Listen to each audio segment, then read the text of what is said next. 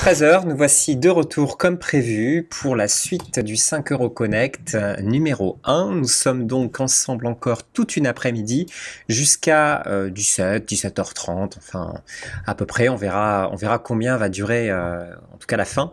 Mais avant toute chose et avant tout ça, on va recommencer avec une conférence plutôt une conférence sous forme de questions.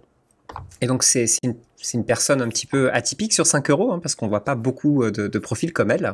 Et je suis ravi en tout cas de l'accueillir. Et c'est Suzanne qui va déjà se charger de la petite présentation. Salut tout le monde, rebonjour, j'espère que vous avez bien mangé, nous, rapidement. Alors oui, là ça va être une interview donc de Chloé Guérin YouTube sur 5 €, donc qui est une vendeuse multicasquette. Elle a une licence d'anglais, une formation de wedding planner, mais elle est aussi youtubeuse et vendeuse de voix off notamment sur 5 €. Donc Guillaume va faire une petite interview d'elle là pendant 20 minutes pour apprendre à mieux la connaître et qu'elle nous partage toute son expérience de toutes ces choses qu'elle fait différentes. Merci Suzanne. Et salut Chloé, comment tu vas ? Salut Guillaume, salut Suzanne, salut tout le monde. Ça va super. Ah bah super. Bon, t'inquiète pas, ça va vite passer. Tu vas voir, on va discuter tranquillement pendant 20 minutes. Donc ça va être un petit peu un format différent des autres conférences puisque ça sert sous forme de questions-réponses. Et la première question, c'est, même si là on vient de te présenter très légèrement, je pense que tu seras encore mieux placé pour le faire toi-même. Alors je m'appelle Chloé Guérin, j'ai 25 ans. Je vis dans le sud de la France et dans la vie, je suis voix off professionnelle et comédienne de doublage. Et tu t'es lancée donc sur YouTube en 2015. Pourquoi ça ? Alors, je chante depuis toute petite et je faisais beaucoup de concours de chant, d'auditions, de casting. Et je m'y retrouvais plus en fait. J'aimais pas du tout l'ambiance, le monde, le milieu. Mais je voulais quand même continuer de chanter. Donc, je me suis dit, je vais m'inscrire et je chanterai pour qui voudra écouter, en fait. Et donc, est-ce que tu avais... donc, quelles sont les difficultés quand on débute sur YouTube ? Je pense en termes donc d'abonnés, d'avoir des vues, se créer une communauté. C'est un petit peu le problème de tout le monde. On veut se lancer, mais on n'a personne qui nous écoute. Alors, tout dépend de pourquoi on commence. Si à la base, on commence évidemment pour créer une communauté, pour vraiment, avec en vue des statistiques absolument, c'est compliqué, il y aura toujours des difficultés. Si maintenant on commence juste pour faire des vidéos, pour se faire plaisir, les difficultés, il n'y en a pas vraiment. Maintenant, oui, avoir ses premiers abonnés, techniquement, bien sûr, c'est compliqué, mais il suffit parfois d'une vidéo, comme ça m'est arrivé à moi, pour que du coup, ça fasse cet effet un peu boule de neige. Et après, non, il n'y a pas vraiment de difficulté si vraiment on fait ça par passion, quoi. Et c'était quelle première vidéo d'ailleurs qui a fait justement boule de neige ? C'était un medley de princesses Disney que je chantais et ça a bien marché et franchement c'était trop cool. Et après je sortais, les gens en fait ont commencé à connaître mon univers et c'était beaucoup de fans de Disney et tout ça qui sont venus et de là ça a bien marché quoi. Ouais, les gens voient à l'écran là un petit peu ta chaîne, hein, donc ils peuvent se rendre compte de ton univers actuel. Et finalement t'as pas que l'univers sur YouTube parce qu'à un moment tu t'es dit tiens c'est quoi ce site 5euros.com et qu'est-ce qui t'a décidé de te lancer dessus ? Ma chaîne, c'était un peu ma passion, mais à côté de ça, je pouvais pas en vivre parce que quand on fait des covers, des reprises, les revenus, ils vont aux auteurs, évidemment, des musiques. Donc, à un moment donné, il fallait bien que je trouve ma voie. Et moi, j'étais complètement perdue, en fait. Dans ma vie professionnelle, je savais pas du tout quoi faire. J'ai fait plein de métiers, j'ai repris mes études super tard, par rapport à la moyenne, disons. J'ai eu mon bac et tout, mais finalement, je savais pas trop quoi en faire. J'ai étudié l'anglais. J'ai même été formée et certifiée wedding planner, designer, mais au final, j'en ai jamais fait. Et du coup, j'ai commencé à taper sur Internet comment gagner de l'argent en ligne, ce genre de choses-là, parce que j'avais du mal, en fait, avec le salariat. Être salarié, c'était vraiment pas pour moi. Et je suis tombée sur 5 € et j'ai vraiment eu cette sensation que la plateforme laissait sa chance en fait à tout le monde, quel que soit le métier qu'on veuille faire. Bon, après, c'est mieux de se former, tout ça, mais la chance était vraiment donnée et il suffisait de la saisir en fait. C'est comme ça que je suis arrivée sur 5 €. Et donc, ton premier microservice, c'est le microservice qu'on voit à l'écran, hein, c'est-à-dire c'est un microservice de voix off. Non, mon premier, c'est pas celui-là. Ah, je me trompe l'ai alors. désactivé. Très bien. Ouais. Je l'ai désactivé, mais en fait, à la base, je savais même pas que je pouvais être voix off sur 5 euros. J'ai commencé, en fait, vu que YouTube avait sorti ses stories, en fait, on pouvait faire des stories. Je me suis dit, bah, je vais permettre aux autres créateurs de contenu sur YouTube d'être promus, en fait. Donc, du coup, vu que j'aimais pas les placements de produits, les trucs face caméra comme ça, le vrai business, on va dire, au cœur de YouTube, j'aimais pas trop ça. Et je me suis dit, bon, bah, quitte à arrondir mes fins de mois, pourquoi pas, du coup, en même temps, bah, promouvoir aussi d'autres YouTubeurs et vidéastes sur YouTube. Donc, c'était ça mon premier microservice, c'était de la promotion de contenu. Et tu as été surprise que ça ait bien marché comme ça? Non, pas tant que ça, parce que je sais que c'est très... comme je connais vraiment le business de YouTube et tout, non, j'ai pas été tant surprise que ça. Je sais que beaucoup payent pour être connus. Après, bon, bah, même si j'avais une petite notoriété, je savais que ça pouvait intéresser à des prix comme ça, disons à partir de 5 euros. Donc, j'ai pas été tant surprise. Par contre, j'ai été surprise du nombre de commandes, ça c'est sûr. J'ai pas été surprise de la première commande. Je savais que bah, ça pouvait intéresser. Mais par contre, oui, j'ai vu que c'était très, très, très demandé les promotions de contenu, quoi. Ah ouais, puisque là, en tout, hein, sur ton profil, tu as 400 ventes, hein, donc ça commence à faire. Et tu tenais donc à bien séparer ta vie de youtubeuse avec le reste de ta vie pro et perso. Comment est-ce que tu as géré la relation avec ta communauté, avec le fait d'ailleurs que tu vendais un petit peu une partie de ta communauté en faisant ça? N'ayons pas peur des mots, hein. C'est un petit peu ce qui se passe. Oui. Comment est-ce que tu as géré ça? Alors, oui, je sépare ma vie perso de ma vie pro, ça c'est sûr, parce que sur Internet, on le sait, on peut tomber sur n'importe qui et ça m'est déjà arrivé. Donc maintenant, j'essaie de toujours séparer un maximum. Et après, bah, avec ma communauté, j'ai la chance d'avoir des personnes très, très, très ouvertes d'esprit. On n'est pas énormément en termes de quantité quand on compare aux grands vidéastes et tout ça, aux vrais chiffres de YouTube. Mais par contre, j'ai une communauté qui est hyper soudée. Et du coup, ça n'a pas été trop compliqué de leur en parler. Moi, je leur ai simplement dit que voilà, je voulais arrêter les placements de produits, je voulais pas faire vivre ma chaîne comme ça, mais que du coup, s'il y avait des stories, j'aimerais bien voilà promouvoir d'autres créateurs, promouvoir même des produits s'ils sont bien, etc. Et du coup, ils ont été très très ouverts d'esprit, ils ont très bien compris quoi. Donc, est-ce que tu leur as dit que tu étais sur 5 euros en leur disant, hey, regardez, j'ai ces microservices, ou est-ce que tu l'as plutôt laissé de côté? Non, j'ai pas dit parce que je voulais en fait vraiment voir ce que je valais entre guillemets sans avoir à promouvoir mes services. Je voulais vraiment voir si sans cette petite notoriété que j'ai, qui mine de rien peut servir dans ces moments-là, je voulais vraiment y arriver ça en fait. Oui. Bah, je vois bien, hein, c'est toujours. Enfin, après, c'est compliqué de parler de ce genre de microservices aussi à une communauté. Ça va peut-être pas forcément les servir eux. Donc, c'est vrai que c'est un choix à faire et qu'il est important. Donc, tu es passé de YouTube, hein, une plateforme où tu mets donc en avant auprès de tes viewers à travers ton contenu, donc à 5 euros, où tu dois convaincre des clients grâce à la rédaction de microservices.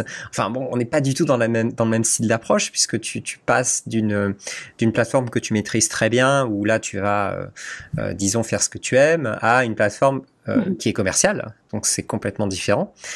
Mais comment t'as pris le pas? Disons, qu'est-ce qui t'a permis de sauter le pas, et est-ce que ça a été facile? Alors facile non, parce que c'est vrai que bon, se vendre, c'est pas un truc que je sais faire de base. Moi, je suis pas du tout commerciale, je suis plus je dirais pas dans le don et tout ça, faut pas exagérer non plus, mais c'est vrai que je suis plus du genre à parler de passion, à parler de faire les choses avec le cœur, et du coup se vendre, c'est un truc que j'ai toujours eu du mal. Par contre, en termes de rédaction, du coup j'ai fait des licences de lettres, donc je savais écrire et tout ça, mais si forcément c'était difficile, parce sur YouTube on voit un peu comment dire son image, alors que là sur 5 euros c'était vraiment vendre avec des mots quoi. Donc ça a été forcément un petit peu difficile de se vendre, mais c'est quelques heures de passer à bien rédiger, à bien mettre les bons mots et tout ça. Et après, une fois que c'est fait, c'est tranquille. On voit bien d'ailleurs, hein, que l'image, tu la maîtrises, hein, puisque que ce soit ton profil ou ton microservice, les images sont super léchées, et ça, on le dira jamais assez. C'est un point capital. Vous n'achèterez pas un produit, vous n'achèterez pas quelque chose si le packaging est moche. Et tout le monde peut faire un beau packaging. En tout cas, toi, le tien, tu l'as super bien géré. Et je pense que c'est aussi ça qui t'a permis de monter rapidement sur la plateforme. Tu en parlais, hein, tu as un CV qui est super chargé, tu as fait plein de trucs, et est-ce que là tu as atterri sur vraiment ce que tu vas peut-être faire? Alors 5 euros, c'est sans doute peut-être que le début, mais est-ce que tu vas vraiment aller plus loin dans ce qui est WOW off? Ah oui, non, mais moi, c'est la voix off maintenant, aujourd'hui, ça a pris une place dans ma vie qui est immense. En fait, à ce moment-là, quand j'ai fait ma première commande de voix off, quand je l'ai réalisée, j'ai su qu'en fait, c'était ça. Je me suis posé vraiment zéro question. De toute ma vie, j'avais jamais été aussi sûre, en fait. Mmh. Et 5 euros, ça m'a permis de commencer. Et après d'être repérée aussi, parce que du coup, forcément, j'ai signé avec des chaînes YouTube, ce genre de choses, parce qu'ils m'ont entendu sur telle pub, parce qu'ils m'ont entendu sur telle vidéo et tout. Et aujourd'hui, oui, c'est que le début. Moi, je sais que vraiment, j'en suis sûre et certaine, je veux faire ça toute ma vie. Et ça, 105 euros, je sais même pas si j'aurais eu cette idée, en fait, parce que j'adorais ce milieu-là. Mmh. Mais me lancer comme ça et qu'on me donne ma chance, je me suis dit, bon, bah, je vais tenter. J'avais déjà le matériel vu que j'étais chanteuse sur YouTube. Et je me suis dit, bon, bah, allez, on va essayer. Et j'en apprends encore sur le tas tout le temps. J'apprends plein de choses. Oui, à 1 million de % sûr, c'est que le début. Ouais, d'accord. Donc, bon, on espère en tout cas que tu vas rester aussi sur 5 euros, mais c'est vrai que 5 euros Ah, mais oui, je reste là. n'est qu'une ouverture pour beaucoup. Pour d'autres, c'est peut-être aussi des fois leur seule plateforme de revenus et ils font des milliers d'euros par mois, hein, donc il y a aucun problème. Et tu aurais quelques petits conseils à donner aux gens qui se lancent dans la voix off, qui ont envie de se dire, tiens, je vais créer mes premiers microservices de voix off. Ah oui, oui, bah oui. Déjà, en termes techniques, il faut quand même avoir du bon matériel, pas forcément le plus cher. Aujourd'hui, on trouve des très bons micros, des très bonnes isolations phoniques et tout ça. Il faut investir un petit peu, mais on n'est pas obligé de s'équiper du plus cher. Mais c'est primordial d'avoir du bon matériel. On ne peut pas vendre évidemment de la voix off si on n'a pas du bon matériel. Faire une bonne démo, histoire de montrer bien l'étendue de ses cordes vocales. Il y en a qui réussissent juste en disant 2-3 phrases. Moi, je préfère plus montrer vraiment, que ce soit pour un dessin animé, un film, une pub, ça peut être hyper important.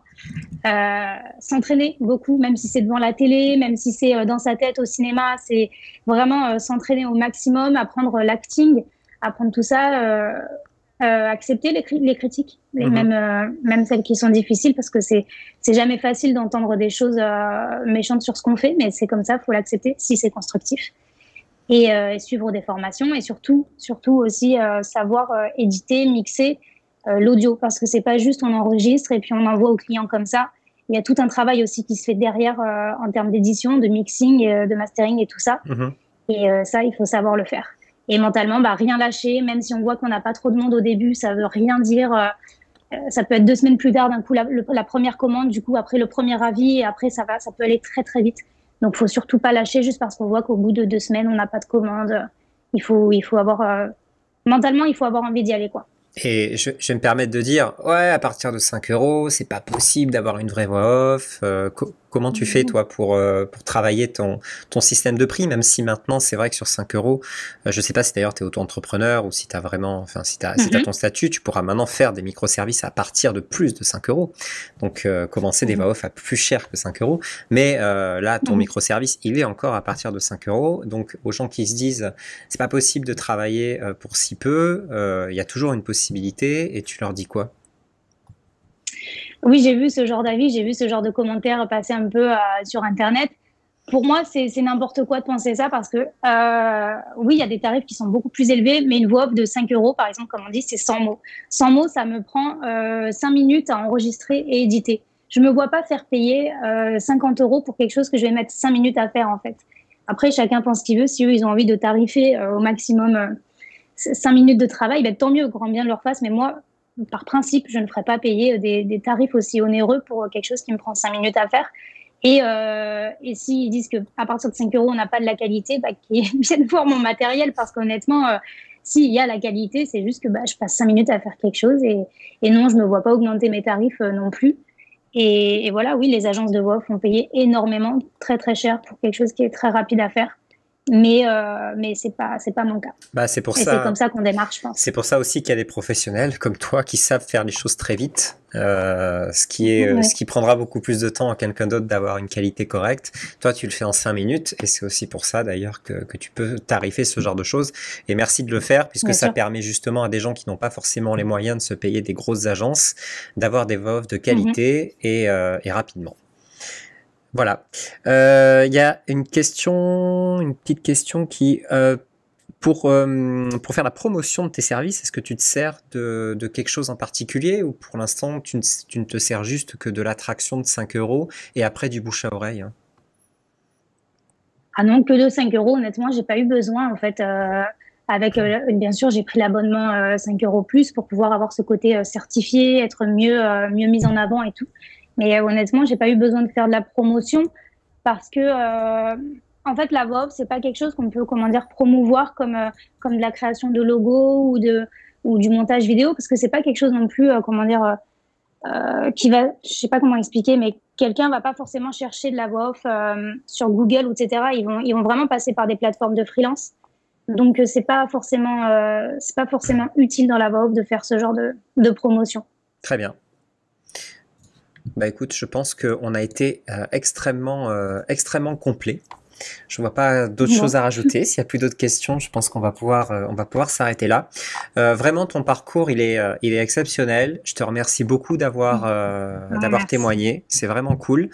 On est très fiers de t'avoir sur 5 euros. On espère en tout cas que tu vas donner à plein de gens l'envie de se lancer, que ce soit dans la voix off ou autre chose d'ailleurs. Et en tout cas, tout est possible et c'est ça l'important. Merci encore Chloé. Merci infiniment. Merci à vous beaucoup. Et je te dis, écoute, à bientôt sur 5 euros. À bientôt, merci infiniment.